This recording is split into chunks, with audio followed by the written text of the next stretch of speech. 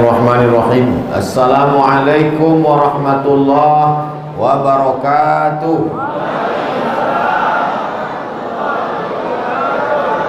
Alhamdulillahi rabbil alamin. Wassalatu wassalamu ala ashrafil khalqi ajma'in, sayyidina wa maulana Muhammadin wa ala alihi wa sahbihi wa man tabi'ahu ila yaumiddin. Subhanaka la ilma lana illa ma 'allamtana innaka antal alimul hakim. Rabbi shrah li sadri wa yassir li amri wa hlul 'uqdatam min lisani yafqahu qawli. Nanti kalau duit itu kumpul, sebelum membeli ornamen nih, belikan baterai nih agak 2 biji.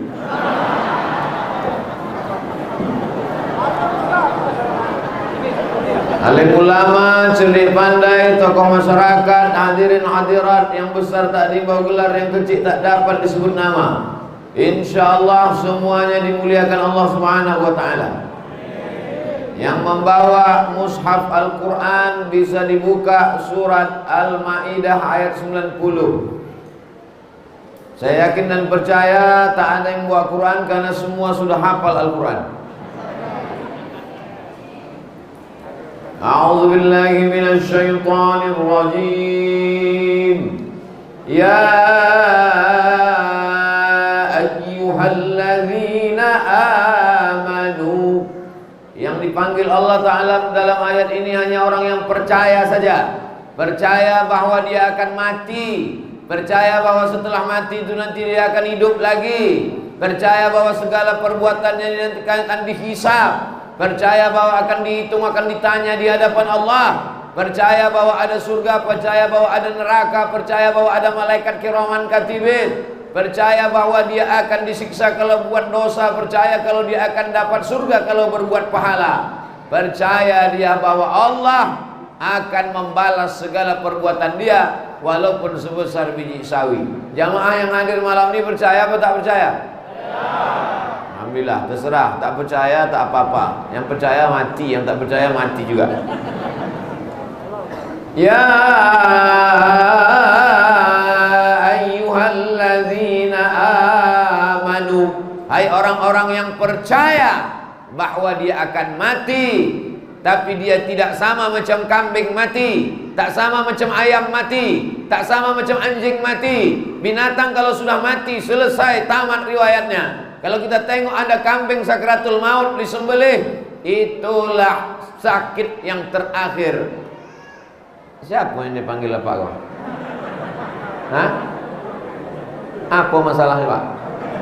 Apa masalahnya? Hah? Apa? Jangan siaran langsung. Jangan siaran langsung, jangan streaming. Tonton aja lah. Dongeng elok-elok. Semua ndak jadi kameramen, semua ndak jadi TV One. Ya ayyuhalladzina amanu, hai orang yang percaya. Orang yang percaya itu disebut mukmin. Kalau perempuan mukminah maka disebut muslimin, muslimat, mukminin, mukminat. Muslimin, muslimat, mukminin, mukminat yang belum kawin dan belum sunat, semuanya dimuliakan Allah Ta'ala. Innamal khamru, yang pertama khamar. Khamar, kain yang menutup rambut ibu namanya khimar. Apa namanya? Khimar. Pakai kha, khimar. Kalau pakai ha koci, himar. Himar artinya keledai. Keledai lebih besar dari kambing, lebih kecil dari kuda, namanya keledai. Adapun yang dikunyah-kunyah itu kedelai. Innamal khamru, sesungguhnya khamar. Khamar itu asal katanya khimar. Khimar artinya kain yang menutup rambut ibu-ibu. Ibu-ibu itu kan pakai telekung, pakai jilbab. Itu di dalam itu ada kain menutup rambutnya. Maka kain menutup rambutnya itu bahasa Arabnya khimar. Kalau kain menutup rambut namanya khimar. Kalau khamar Apa hubungan khamar dengan khimar? Kalau khimar menutup kepala, kalau khamar menutup isi kepala. Orang kalau sudah minum khamar, tertutup otaknya, tertutup isi kepalanya, tertutup akalnya, tak bisa dibedakannya mana kawan, mana lawan, mana musuh, mana tetangga, mana anak orang, mana bini orang, mana bini dia. Namanya khamar. Orang duri menyebutnya apa khamar nih? Tua. Terserahlah, enggak tua, enggak kampun. Khamar itu asalnya anggur. Anggur tuh di Mesir murah pak, murah bu. Musim panas, anggur itu 1 kilo cuma 2 pon. Zaman saya kuliah di Mesir tahun 1998 sampai 2002, 4 tahun saya di Mesir. Musim panas, bulan Juli, bulan Agustus, banjir anggur. Anggur tuh sekilo cuma 2 pon. 1 pon 2000 perak. Berarti sekilo anggur berapa perak? 4.000 perak anggur sekilo. Mak, 4.000 perak anggur sekilo. Balik saya ke Pekanbaru, pergi saya ke supermarket, saya tengok 70.000. Gemah ripah loh jenawi, tongkat dan batu jadi tanaman. Tengok anggur 70.000. 4.000 perak harga anggur sekilo. Kalau sudah banjir, anggur-anggur busuk, anggur-anggur berulat, anggur-anggur hitam, maka anggur ini di Jazirah Arab sejak zaman jahiliyah memang banjir. Akhirnya anggur itu dipijak-pijak. Anggur itu diinjak ramai-ramai. Yang menginjak itu kaki yang elok, kaki yang busuk, kaki berkurap ikut menginjak. Lalu kemudian anggur tadi disaring pakai kain. Setelah disaring pakai kain, dimasukkan ke botol. Setelah dimasukkan ke botol seminggu, bebuih dia melalui proses namanya fermentasi. Lalu disitulah otomatis keluar satu zat yang disebut dengan alkohol. Bukan bahasa Arab, walaupun pakai al. Alkohol, almari, aluminium bukan bahasa Arab. Alkokat bukan bahasa Arab. Alkohol itu tercipta dengan sendirinya. Siapa yang mau buat alkohol, besok pagi beli anggur sekilo, habis itu di blender. Setelah blender masukkan ke botol, simpan selama seminggu, bebuih dia, maka dia sudah berubah menjadi khamar. Kalau diminum hukumnya haram. Kalau kena kepada pakaian, ikhtilaf ulama. Nanti kita bahas. Innamal khamru, sesungguhnya khamar, asalnya khamar itu adalah cairan anggur. Bagaimana kalau yang bukan dari cairan anggur? Contohnya apa? Cairan nira. Ada nira di duri. Cairan nira dipotong pangkal kolang-kaling. Kolang-kaling kan? Potong pangkalnya kolang-kaling itu apa? Hah? Terserahlah apa, pokoknya bertangkai. Dipotong, habis itu menetes, ditampung pakai buluh, pakai bambu, manis. Tapi kalau dia dibiarkan bermalam, dikasih ragi, bebuih, melewati proses fermentasi, maka dia berubah menjadi ada zat alkoholnya. Maka kalau ada orang minum nira yang sudah fermentasi bebuih, ada alkoholnya, berubah dia menjadi tua. Apa hukum tua?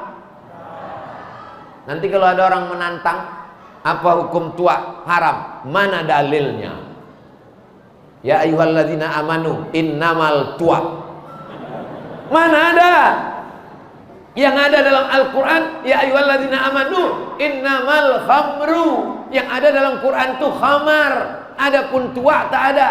Maka dasar pengharaman tua, sabu-sabu, putau, entah apa lagi merek banyak, semua heroin, narkoba, semua yang menghilangkan akal ini dalilnya adalah qiyas. 4 yang disepakati ulama: Quran, hadis, ijma, qiyas. Tentang masalah sabu-sabu, narkoba, heroin, Ganja, tua, apakah ada dalam Quran? Tak ada. Apakah ada dalam hadis Nabi? Tak ada. Apakah ada dalam ijma'? Sebagiannya ada. Tapi yang tak ada pokoknya di Arab, maka dasar pengharamannya adalah qiyas. Berapa dasar mengharamkan dalam Islam nih Pak Ustaz? 10. Quran, hadis, ijma', qiyas, syar'u man qablana, saddu zara'i, qaulu sahabi, istihsan, istishab, urf. Keluar ujian akhir semester. Bapak Ibu yang dimuliakan Allah SWT. Jadi kalau ada orang mengatakan, marilah kita kembali kepada Quran, marilah kita kembali kepada sunnah, betul, tak salah. Tapi tidak semua disebutkan secara teks dalam Al-Quran. Khamar tak disebutkan secara teks dalam Al-Quran. Khamar dasar pengambilannya adalah qiyas. Qiyas itu apa Pak Ustadz? Analogi. Analogi itu apa Pak Ustadz? Ya qiyas. Sesuatu yang sudah ada hukumnya khamar, sesuatu yang belum ada hukumnya tua, heroin, narkoba, ganja, dan saudara-saudaranya. Menetapkan sesuatu yang belum ada hukumnya kepada sesuatu yang sudah ada hukumnya dengan melihat titik persamaan antara keduanya, itu disebut dengan qiyas. Sesuatu yang sudah ada hukumnya khamar, yang belum ada hukumnya tua, ganja, heroin, morfin, narkoba, sabu-sabu, belum ada hukumnya, tak ada dalam Quran, tak ada dalam hadis. Bagaimana menetapkan hukumnya? Dicari yang sama dengan menengok titik kesamaannya. Khamar menghilangkan akal, sabu-sabu menghilangkan akal, khamar menghilangkan akal. Apa tuh yang pil kecil yang buat orang bergoyang-goyang? Hah? Inek, banyak juga yang ingat ternyata. Inek sama ekstasi. Maka apapun nanti semakin canggih ilmu pengetahuan, medis kedokteran, dikeluarkan yang bisa menghilangkan akal pikiran, maka hukumnya sama dengan hukum khamar. Dasar pengambilan ini namanya, memang sedap ceramah di Duri. Orangnya cerdas-cerdas. Sikit aja bercakap dia paham. Coba tempat lain 3 kali bercakap apa gitu. Entah gara-gara banyak makan kolak. Bapak Ibu yang dimuliakan Allah Subhanahu wa taala. La'anallahu, Allah Subhanahu wa taala melaknat. Arti laknat itu apa? Jauh dari rahmat Allah Subhanahu wa taala.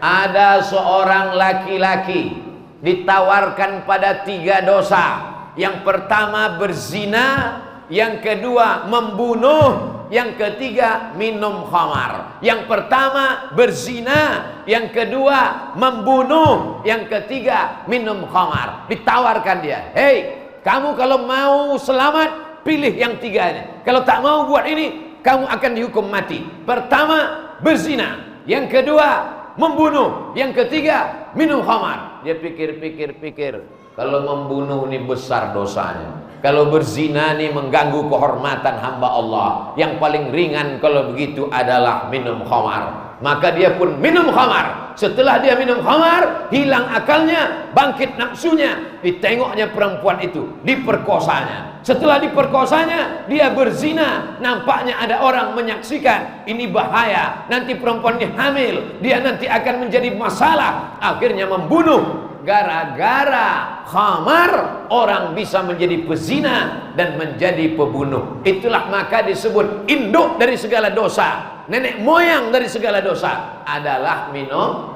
khamar. Orang yang minum khamar tak diterima sholatnya 40 hari 40 malam. Siapa yang minum khamar semalam, maka semalam tanggal 23 April, 23 Mei, 3 Maret, 3 Juni baru diampunkan Allah Subhanahu wa taala dosanya. 40 hari malam dilaknat Allah Subhanahu wa taala. Orang yang minum khamar tercabut imannya. La yazni zani, la yashrabu syaribu hina yashrabu wa huwa mu'min. Orang yang minum khamar, ketika dia minum khamar itu tercabut imannya. Lalu kemudian yang meriwayatkan hadis ini namanya Abdullah bin Abbas. Nama muridnya yang mendengar namanya Ikrimah. Hai Abdullah bin Abbas, ayun za'ul iman, apakah iman itu bisa tercabut? Kata Abdullah bin Abbas, iman itu bisa tercabut. Bagaimana iman tercabut? Syabbaka baina asabihi, dijalinnya jalin jemari, dijalinnya jari jemarinya begini. Summa naza'ahu, kemudian dicabutnya. Hakadza yunza'ul iman. Beginilah iman itu terlepas dari badan. Lepas iman itu dari badan ketika orang sedang minum khamar. Hina taba, ketika dia mandi taubat, ketika masuk bulan Ramadan, dia sholat tarawih, taubat dia, berhenti dari narkoba, berhenti dari sabu-sabu, berhenti dari minum tua. Ada imannya masuk balik ke dalam. Mudah-mudahan yang imannya udah masuk balik ke dalam tak keluar lagi insyaallah. Inilah Ramadan terakhir taubat nasuha. Sesudah ini kita akan mati menghadap Allah. Amin.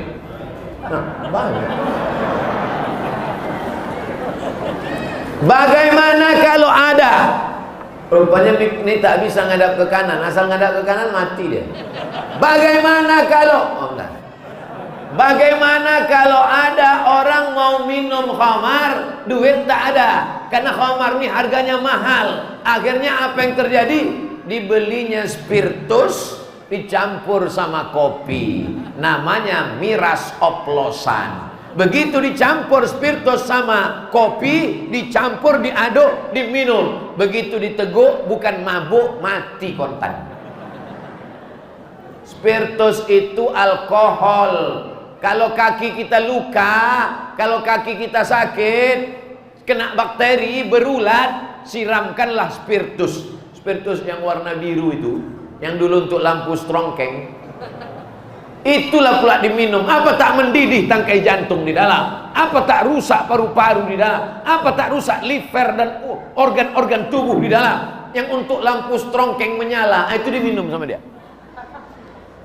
Orang bisa minum khamar kalau kadar alkoholnya paling tinggi 20%. Kadar alkohol paling tinggi 20%. Kalau sampai 30, 40 orang minum, dia tidak mabuk, tapi qalu inna lillahi wa inna ilaihi raji'un. Makanya nanti kalau mau mabuk, tengok-tengok dulu berapa persen. 5%. Yang 20% mereknya vodka sama Budweiser 40%. Ustaz kok tahu? Ambo komisi fatwa majelis ulama dulu, kini nak masuk le. Awak mesti tahu berapa persen kadarnya. Yang paling tinggi adalah 40%, 20%, 20% paling tinggi. Lebih daripada. Ada pun yang dijual-jual yang di pinggir jalan itu 3%, 5%, 10%. Ada yang paling parah lagi, tua dicampur air beras. Nah itu sedikit kali. Diminum hari ini 3 hari baru mabuk. Sakit pula di tenggorokan. Mabuk yang paling tak enak. Inilah yang masuk neraka paling tak enak. Udahlah haram, masuk neraka jahanam. Kata setan, aku nengok kau minum ini, aku pun tak pala aku menggoda kau, kata setan. Tak ku goda kali, memang kau mabuk sendiri, kata setan. Bapak Ibu yang dimuliakan Allah Subhanahu wa taala, ini semua penting kita sampaikan ke anak-anak kita karena pergaulannya luar biasa. Maka dikatakan khamar itu kencing setan. Siapa yang meminum kencing setan, itulah yang orang mabuk kena khamar. Ini saya yakin dan percaya para peminat kencing setan pasti akan mengamuk mendengar ceramah saya ini. Ini nanti kalau di-upload di YouTube channel Ustaz Abdul Somad Official, nanti kalian tonton 2-3 hari lagi ceramah di Duri tentang kencing setan. Nanti kalau kalian tengok di situ ada yang ngasih jempol terbalik, itulah yang tukang minum kencing setan.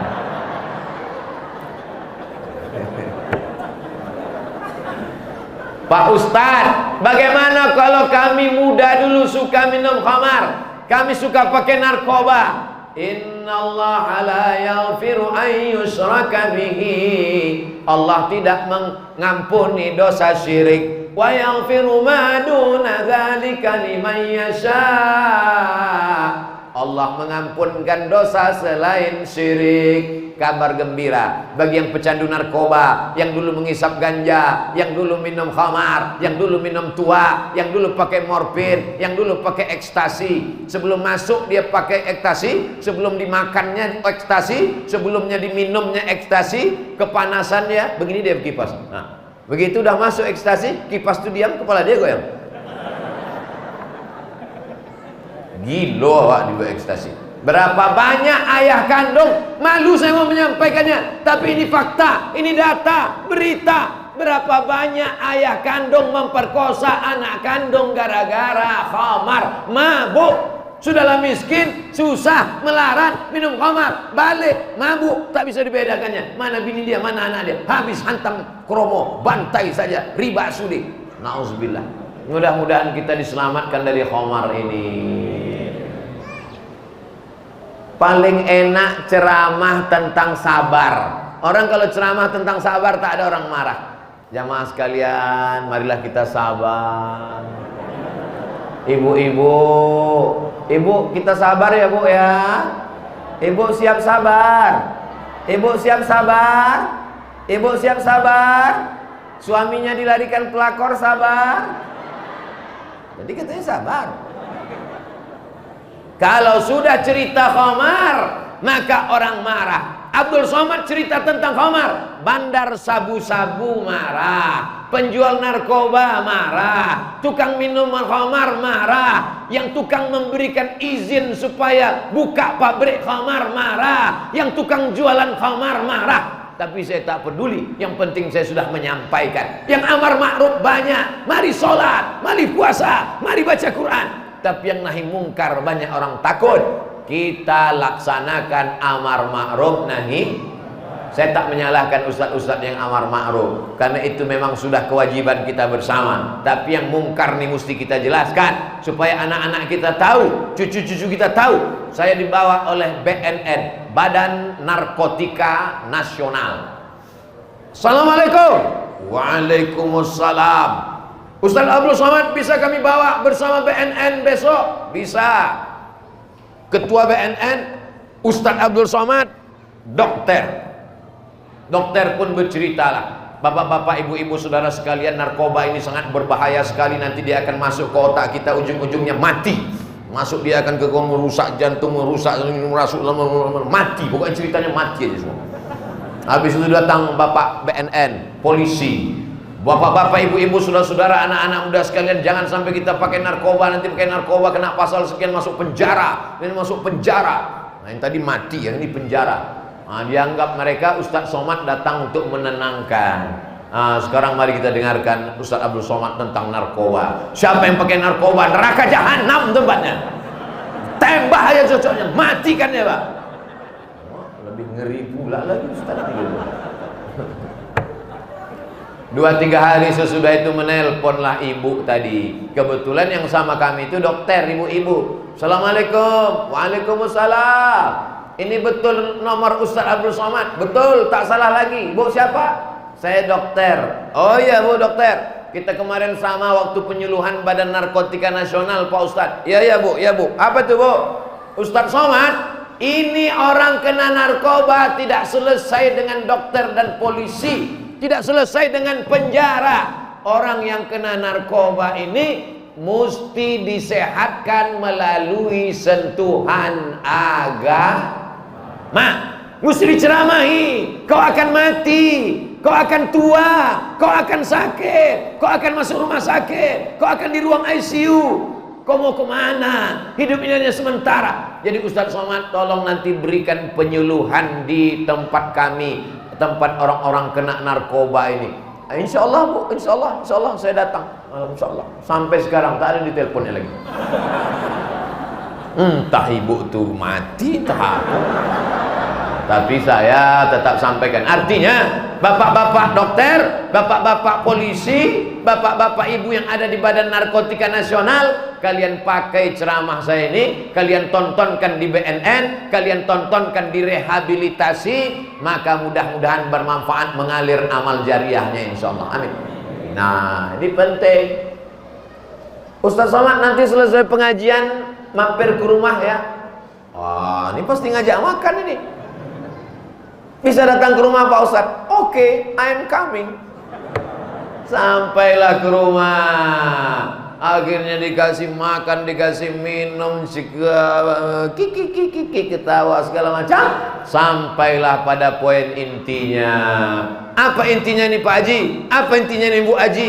Rupanya ada yang mau kami sampaikan Pak Ustaz. Kenapa tak disampaikan di masjid tadi? malu Pak Ustaz. Apa masalahnya? Anak kami kena narkoba Pak Ustaz. Oh, jadi bisa Ustaz bacakan Al-Fatihah. Mana pula Fatihah menyelesaikan narkoba? Allah Ta'ala menyelesaikan narkoba melalui Al-Fatihah. Tapi tetap ada usaha dan ikhtiar. Saya akan bacakan Al-Fatihah, saya akan doakan anak ibu. Tapi tolong catat doa ini ya Bu. Catat doa ini Bu. Ini doa narkoba. Ini doa narkoba 0813 11 44 2193 0813 11 44 2193. Nomor siapa itu? Pak Dik Dik BNN. Ditelepon lah. Assalamualaikum. Waalaikumsalam. Kami dapat nomor Bapak dari Ustaz Somad. Oh iya, Ustaz Somad, sahabat kami. Bisa Pak tangkap anak saya Pak? Maka dibuatkanlah skenario, akhirnya ditangkaplah. Jumpa bulan berikutnya. Apa kabar Bu? Alhamdulillah Pak Ustadz. Gimana kabar anaknya? Sudah ditangkap. Sekarang sedang rehabilitasi. Tapi kalau ditanya tetangga, jangan bilang tangkap. Anak ibu kemana? Udah tak nampak berapa hari nih. Sedang S2. Di mana? Di Bandung. Mantap, manis bunyinya. Maksud S2 itu apa? Inilah obat narkoba ini. Bulan berikutnya jumpa lagi, senyum mereka, sudah cerah, sudah terang. Gimana kabar anaknya? Alhamdulillah sudah lulus S2, sudah sehat Pak Ustaz.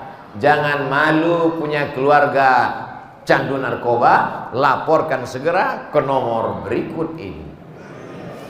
Anda malu, Anda tidak mau lapor, pilihannya tinggal 4. Pertama, kecanduan. Selanjutnya, gila. Selanjutnya, penjara. Selanjutnya, neraka jahanam. Habis. Mati Pak Ustadz. Kalau udah neraka jahanam, matilah dulu. Mana ada orang hidup masuk neraka jahanam? Syarat masuk neraka itu mati dulu. Maka kalau ada kawan-kawan tetangga kita pecandu narkoba, agen penjual, sampaikan ke dia, kau ini masuk neraka tinggal satu lagi syarat kau. Apa? Mati. Asal mati kau langsung gol kau bilang. Bapak Ibu yang dimuliakan Allah Subhanahu wa taala. Innamal khamru. Bisa kita lanjutkan? Ya ayyuhalladzina amanu innamal khamru wal maisiru. Maisir. Tahu Bapak Ibu arti maisir?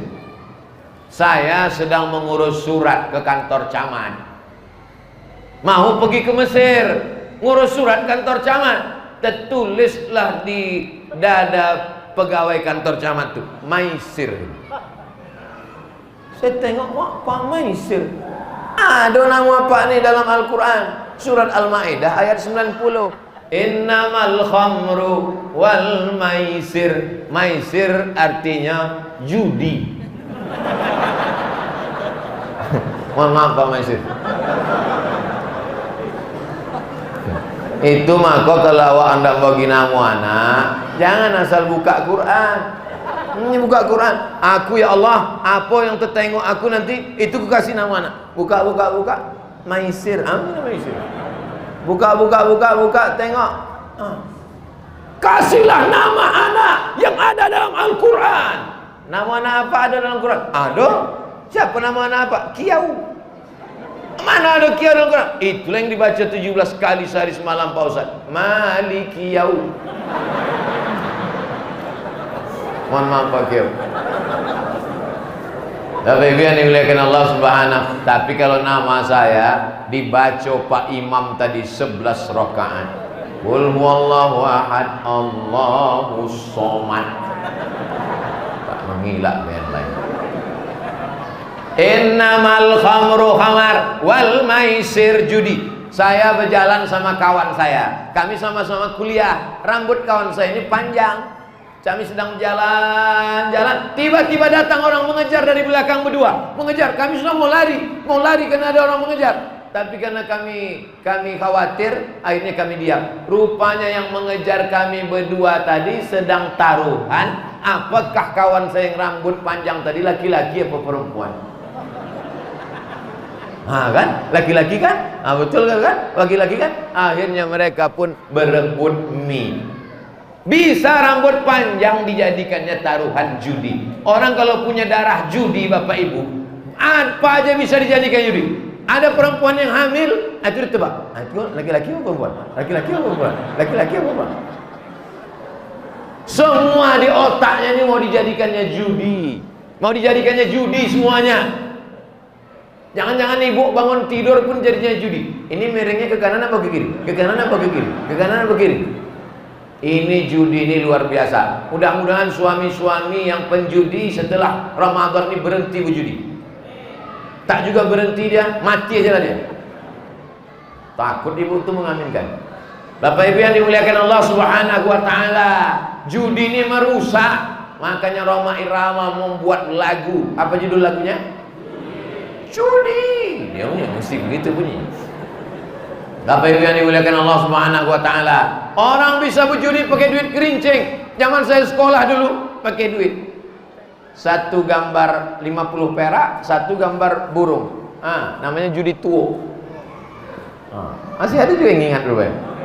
Bapak Ibu yang dimuliakan Allah Subhanahu wa taala, judi ini tidak akan pernah orang merasa puas. Menang 100 ingin 200, menang 200 ingin 400, sampai akhirnya rugi. Kalaupun ada orang menang berjudi, hanya sementara saja, dia tidak akan merasakan kenikmatan, dan dia sudah zalim aniaya, memakan harta orang. Dulu waktu masih ada SDSB, waktu masih ada Korkas, tukang ojek, tukang gali paret, tukang beca, mereka ini bukan salah. Rezeki yang mereka cari ini halal dengan tetes bulu keringat mereka. Tapi karena ingin kaya mendadak, akhirnya duit yang didapat dengan cara tetes bulu keringat air mata ini habis hanya gara-gara judi, dan judi. Togel, toto gelap, dan lain sebagainya. Alhamdulillah, judi-judi yang model itu tak ada lagi. Tapi orang masih main gaple, orang masih main truk, orang masih main domino dengan alasan yang macam-macam. Ini hanya untuk sekedar minum kopi aja, ini hanya sekedar minum makan mie aja. Padahal makanan, minuman, kalau dia haram, sepiring mie, segelas kopi, segelas susu, segelas teh, maka dia akan masuk ke badan, akan menjadi darah daging. Ayyuma lahmin, setiap daging di badan, nabata min haramin, tumbuh dari yang haram. Fannaru aulabi, tempatnya api neraka. Jangan-jangan ibu besok pagi mau masak sahur, kenapa laku ini tak panas-panas? Rupanya laki sudah dipakainya tabung gas main judi. Yang saya ceramahkan ini fiktif atau fakta?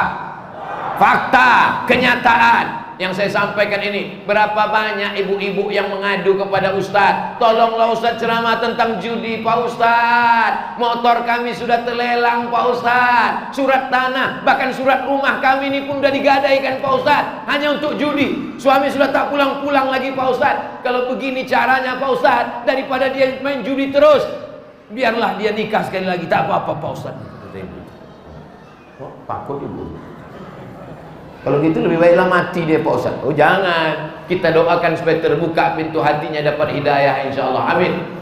Bapak Ibu yang dimuliakan Allah Subhanahu wa taala, ceramah Ustadz Abdul Somad menyampaikan ayat-ayat Al-Qur'an karena penyakit-penyakit ini dinyatakan secara jelas, tidak main sindir-sindir, langsung saja. Innamal khamru wal maisir. Yang ketiga, wal ansab. Wal ansab artinya menyembelih binatang untuk patung-patung. Menyembelih binatang, kambing, ayam, kerbau, lembu, onta, burung puyuh, burung merpati, disembelih untuk pokok kayu yang rimbun dan rindang. Hai hantu, segala hantu penjaga, tolong kalian terima ini. Inilah persembahan kami ayam jantan. Terimalah ayam jantan, kaki hitam, mata hitam, bulu hidung hitam, semuanya hitam. Malam itu bermimpi, datang jinnya. Hai kau yang menyembelih tadi, Ada kambing enggak? Masa dari dulu ayam-ayam terus katanya. Bosan dong katanya. Wal ansab, menyembelih binatang untuk berhala, menyembelih binatang untuk hutan. Itu hutan-hutan di Riau, kalau mau dibuka kebun sawit, kebun karet, kebun gota, mau dibuka, itu mesti dipotongkan dulu ayam, dipotongkan daging kepala kambing. Supaya apa? Supaya apinya tidak melarat kemana-mana. Disemah. Orang Duri tahu menyemah. Semah namanya. Maka datanglah ulama. Datanglah ulama. Asal ke kanan tak berbunyi. Datanglah ulama.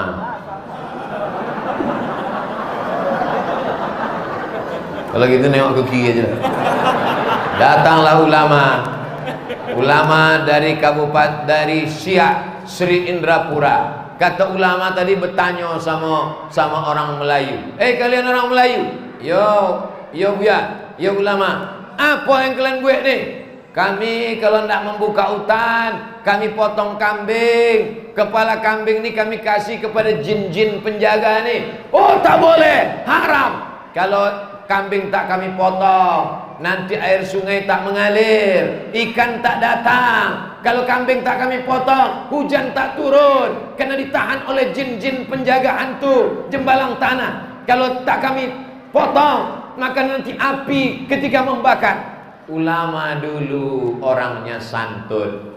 Dia tidak mengatakan jangan lakukan. Tidak, dia tak marah-marah. Apa yang dikatakan ulama dulu? Kata dia, potonglah kambing itu, tapi yang masuk ke lubang tanah itu hanya darahnya saja. Potonglah, silakan potong. Kalian orang Melayu, kata mufti kerajaan Siak Sri Indrapura, kalian mau memotong, silakanlah potong. Silakan potong kambing, silakan potong ayam. Darahnya saja yang masuk ke dalam. Kepalanya Datuk, kepalanya Tuan, kepalanya antarkan ke rumah saya. Nah, apakah boleh orang Islam makan darah? Tak boleh. Hurriman alaikumul maitatu, haram makan bangkai. Waddamu, darah. Darah tak boleh. Darah kambing dipotong, leher kambing disembelih, darahnya ditampung di dalam mangkuk. Setelah beku macam agar-agar dipotong-potong, ditoco. Namanya toco hati leher. Haram hukumnya makan darah. Kenapa? Karena di darah itulah sumber segala bakteri, penyakit-penyakit. Makanya orang barat itu, sapi itu tak dipotongnya, Bu. Sapi tak dipotong, sapi disetrum, sapi ditembak pakai senapan, pakai pistol, namanya tulisannya stunning, bacaannya stunning, ditembak ke kening, tup, bodoh mati. Stunning itu skalanya yang boleh paling tinggi 7. Kalau 7 ditembakkan ke sapi, dia sekedar bodoh, tidak mati. Setelah itu dipotong. Tapi kalau sampai 8, 9, 10 kena langsung mati. Makanya rumah-rumah potong tuh stunningnya mesti diperiksa, apakah 7 atau 9, 10. Tapi jangan pistol ini nanti ibu minta ke rumah potong dipakaikan ke laki. Laki yang ini temperamen, tembakkan ke koningnya 7. Habis itu bodoh. Bang, aku nak pergi arisan, abang cuci ngepel. Iyalah. Kalau ada laki-laki ibu di Duri yang itulah kono stoning itu. Nah, maka ketika ulama-ulama dulu dengan dakwahnya yang lembut, dia mengatakan darahnya masukkan ke lubang tanah, tapi kepalanya jangan. Jadi kepalanya macam mana Datuk? Macam mana ulama? Macam mana Buya? Kepalanya kalian serahkan ke saya. Nanti kalau hantu ini mengamuk, kalau jembalang tanah ini mengamuk, macam mana? Afdhalul zikri fa'lam annahu la ilaha illallah, la ilaha illallah. Dibawanya oleh orang kampung meratib namanya. Ratib itu artinya zikir yang terus menerus. Makanya ada dalam tarekat Naksabandiyah namanya ratib toga, karena berzikir sambil berdiri, la ilaha illallah, la ilaha illallah, sampai akhirnya hantu jembalangnya tanahnya hilang. Bukan hilang karena dikasih kepala kambing, tapi hilang karena la ilaha illallah. Para khalifah, para mursyid-mursyidin tarekat Naqsabandiyah mengislamkan suku Sakai, mengislamkan orang Melayu dengan cara yang santun, tidak melarang orang motong. Silakan potong, darahnya buang, kepalanya antar ke rumah. Itulah asal muasal kalau Ustadz kenduri pasti dikasih kepala kambing. Ampun, diundang kenduri kepala kambing, 3 kepala kambing. Ampun, makan, kasihnya sendok utak kambing tuh. Allahumma barik lana fi ma razaqtana wa qina azabannar. Nyami. Ustadz sekarang pula takut makan kepala kambing. Asal dimakan kepala kambing, balik ke rumah, lah mengamuk antu tadi. Padahal ini kolesterolnya naik, padahal jantung koronernya naik. Tapi ibu yang dimuliakan Allah Subhanahu wa taala, alhamdulillah, orang Duri tak ada lagi menyembelih ayam, darahnya disiram-siramkan ke toko. Orang Duri tak ada lagi menyembelih kambing, darahnya disiramkan ke mobil baru. Tak ada lagi orang Duri memotong kerbau lalu kemudian dimasukkan ke lubang tanah. Semua kepala kambing, kepala kerbau, kepala ayam sudah masuk ke kuali. Alhamdulillah.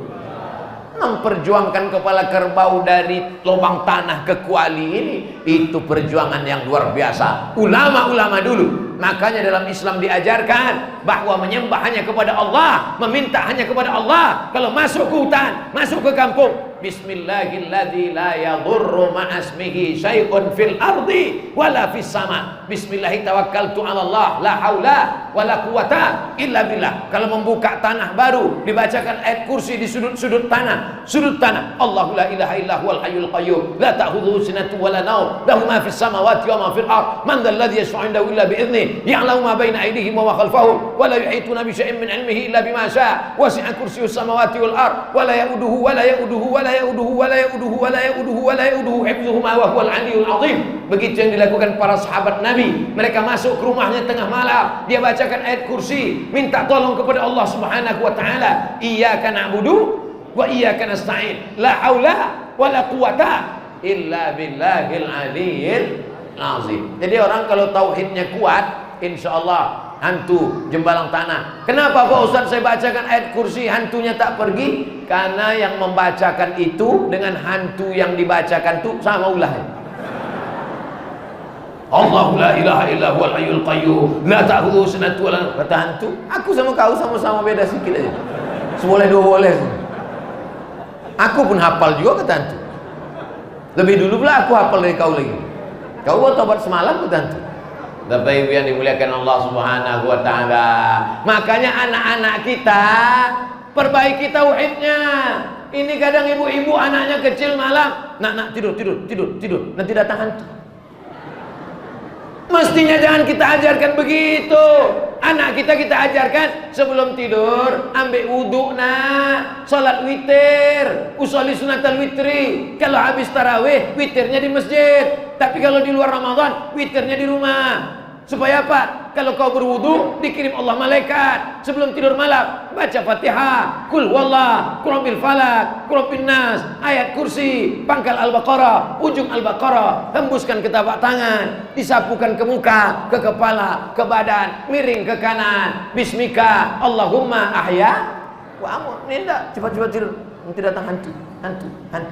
Bapak Ibu yang dimuliakan Allah Subhanahu wa taala, ini amat sangat penting. Kenapa? Karena ini berpengaruh kepada tauhid akidah kita kepada Allah Subhanahu wa taala. Ya ayyuhalladzina amanu innamal khamru sudah, wal maisiru sudah, wal ansabu menyembelih binatang untuk berhala sudah. Yang keempat, yang terakhir, wal azlam.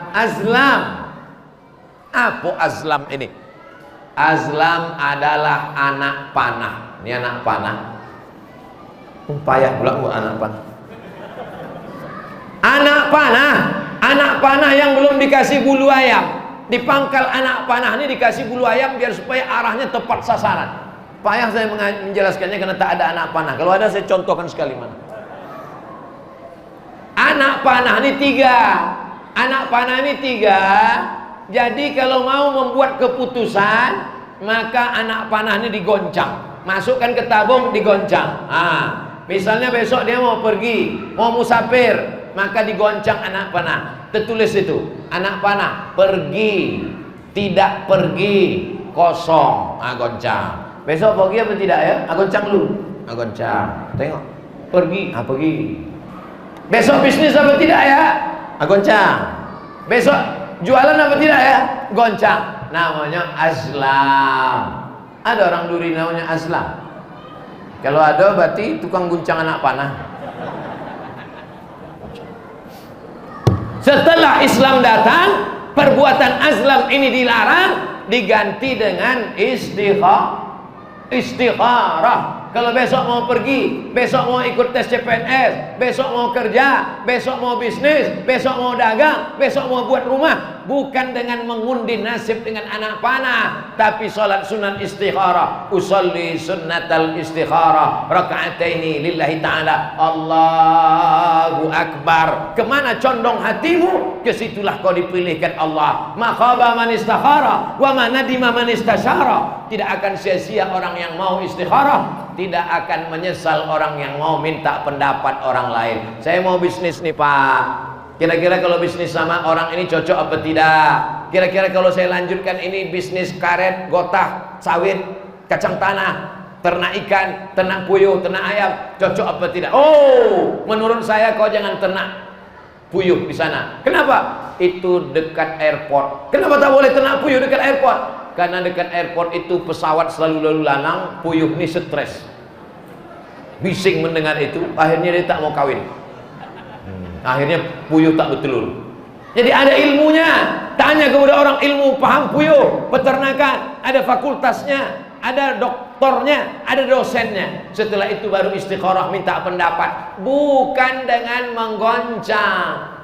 Ini sekarang, kira-kira zaman sekarang masih ada orang yang mau mengambil keputusan dengan menggoncang? Masih ada? Ada. Malah lebih canggih lagi. Canggih lagi. Apa namanya? Dia buka laptopnya. Kalau di bisnis, Pak, gimana? Jadi kita bisnis besok? Tunggu sebentar, saya buka dulu www.goncanganakpanah.com. Zaman dulu orang bertanya ke dukun, pergi ke rumah dukun, Pak dukun, besok saya mau bisnis, boleh apa tidak? Kata Pak dukun, hari ini hari tak baik, jam ini jam tak baik. Kau lahir bulan apa? Bulan April. Bintangnya apa? Bintangnya Gemini. Oh, tak boleh bisnis hari ini, cocoknya hari ini. Maka ini semua dilarang dalam Islam, termasuk dalam mengundi nasib. Kita berkata la ilaha illallah. Tak ada jin, tak ada hantu, tak ada minta kepada setan, tak ada minta kepada dukun. La ilaha illallah Muhammadur Rasulullah. Kau bisnis, kau usaha, kau istikharah, kau berusaha. Kalau beruntung berarti Allah mengujimu dengan untung, dengan duit. Kalau rugi berarti Allah mengujimu dengan kerugian. Kau lulus dengan kerugian berarti kau sabar dapat pahala. Kau untung dengan keuntungan berarti kau bersyukur. Orang Islam tetap baik. Kalau dia untung dapat duit, bersyukur. La in syakartum la azidannakum. Kalau ternyata rugi, dia sabar, dapat juga pahala. Innama yuwaffas sabiruna ajrahum bighairi hisab. Kita mendekat kepada Allah dengan dua sayap, macam seekor burung yang terbang, maka dengan dua sayap dia pakai. Pertama, sayap syukur. Yang kedua, sayap sabar. Ini banyak umat jamaah ini, macam-macam hidupnya, macam-macam takdirnya. Yang senang bersyukur, yang susah bersabar, yang sehat bersyukur, yang sakit bersabar, yang kaya bersyukur, yang susah bersabar. Ada orang kaya bersyukur, 2 kali dia untung, hidupnya enak, syukur dapat surga. Sudahlah melarat, mabuk pula. Di dunia sengsara, akhirat neraka jahanam menyala-nyala. Maka inilah orang tak dapat apa-apa sama sekali. Innamal khamru wal maisiru wal ansabu wal azlamu, apa kata Allah? Rijsun, najis, min amali syaitan, perbuatan setan. Fajtanibu, jauhi. 3 kata Allah tentang khamar. Khamar itu najis, perbuatan setan, jauhi. 3 kata Allah tentang narkoba. Narkoba itu najis, perbuatan setan, jauhi. 3 kata Allah tentang mengundi nasib. Mengundi nasib itu najis, perbuatan setan, jauhi. la'allakum tuflihun. Kalau kau jauhi yang 4 ini, insya Allah engkau akan menang beruntung dalam hidup. Amin. Saya tak percaya ceramah Ustaz Somad. Tetangga saya jual narkoba, buktinya dia kaya, rumahnya besar, mobilnya besar, bininya besar, dompetnya besar, duitnya besar.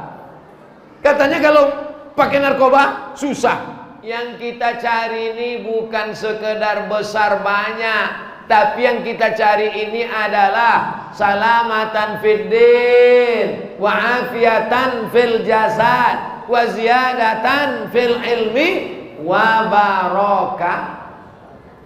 barakatan. Begitu saya bilang wa barakatuh. Ini mau cepat aja selesai ceramah. Wa barakatan. Yang mau kita cari ini berkahnya, Bu. Yang mau kita cari ini berkahnya, Pak. Jangan sampai duit kita banyak tapi duit hantu dimakan setan, duit tuyul dimakan genderuwo. Yang mau kita cari ini adalah berkah-berkah. Mana contoh duit yang berkah? Nih, duit berkah dibelikan karpet masjid, orang sholat mengalir pahalanya. Nih, duit karpet, duit berkah dibelikan kipas angin, semua orang yang di bawah merasakan tenang sholat dapat berkahnya. Nih, duit berkah dibelikan ke lampu walaupun tak hidup, tapi setiap orang menengok lampu nih semuanya macam menengok kucing. Hebat saya kemarin ceramah di Duri itu. Macam mana?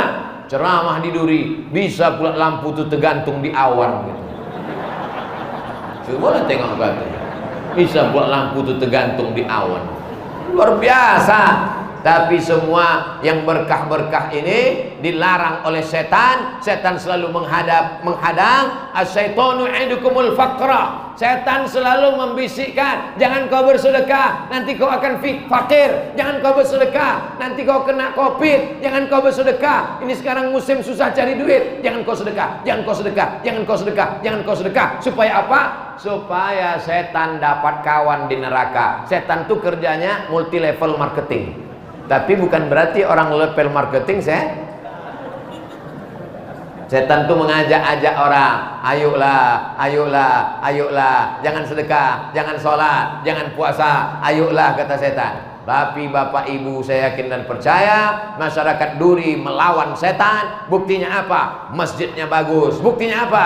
Ini ornamen hiasan-hiasan tukang sudah datang dari Dumai. Insya Allah sekali lagi nanti saya datang kemari udah cantik ukiran-ukirannya ini insya Allah. Tapi yang paling salut saya nengok masjid di Duri ini adalah bahwa jamnya mahal sampai 2-3 biji, kipas anginnya banyak, lampunya bagus, tapi tak perlu dikunci. Hah? Aman itu. Hah?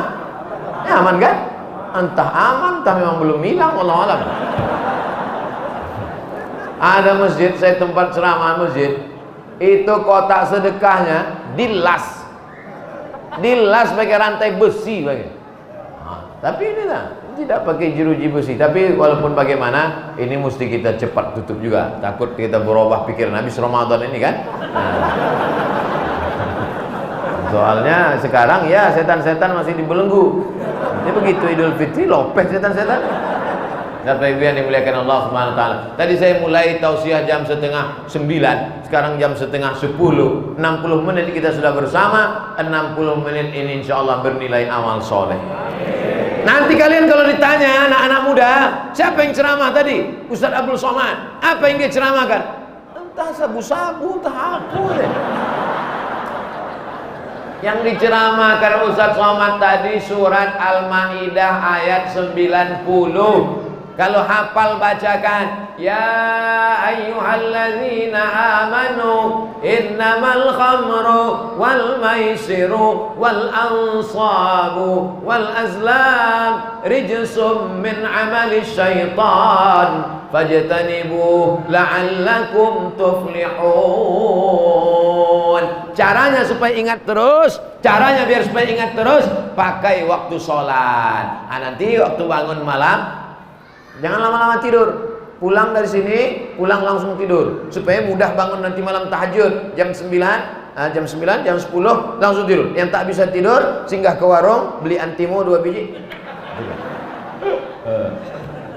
Tidur jam 10, jam 11, jam 12, jam 1, jam 2, jam 3 bangun. Jam 3 bangun. Usolli sunnatal wudu raka'ataini lillahi ta'ala. Allahu akbar. Bismillahirrahmanirrahim. Alhamdulillahi rabbil alamin. Ar-Rahmanir-Rahim. Maliki yaumiddin. Iyyaka na'budu wa iyyaka nasta'in. Ihdinas siratal mustaqim. Siratal ladzina an'amta 'alaihim ghairil maghdubi 'alaihim waladdallin. Amin. Bismillahirrahmanirrahim. Ya ayyuhalladzina amanu innamal khamru wal maisiru wal ansabu wal azlam rijsum min 'amali syaitan fajtanibuh la'allakum tuflihun. Allahu akbar. Apa ayat kau pendek betul? Itu ceramah Ustaz Somad tadi. Rakaat kedua, baliklah macam semalam, kulhu balik. Nah, baik yang dimuliakan Allah Subhanahu wa taala. Jadi kita bersama malam ini tetap jaga protokol kesehatan. Jangan share-share video gambar. Kalau sampai gambar ramai-ramai ini kalian share, berarti 2-3 hari lagi aku masuk penjara gara-gara ini. Karena pasal keramaian. Makanya tak ada baleho, tak ada banner, tak ada pengumuman. Kita datang spontan begitu saja berkumpul memeriahkan malam Ramadan. Man qama Ramadan. Siapa yang menghidupkan malam Ramadan? Imanan karena iman, wahtisaban karena hanya mengharapkan balasan dari Allah. Ghufira lahu ma taqaddama min dzambi, diampunkan Allah dosa-dosanya yang lalu. Amin.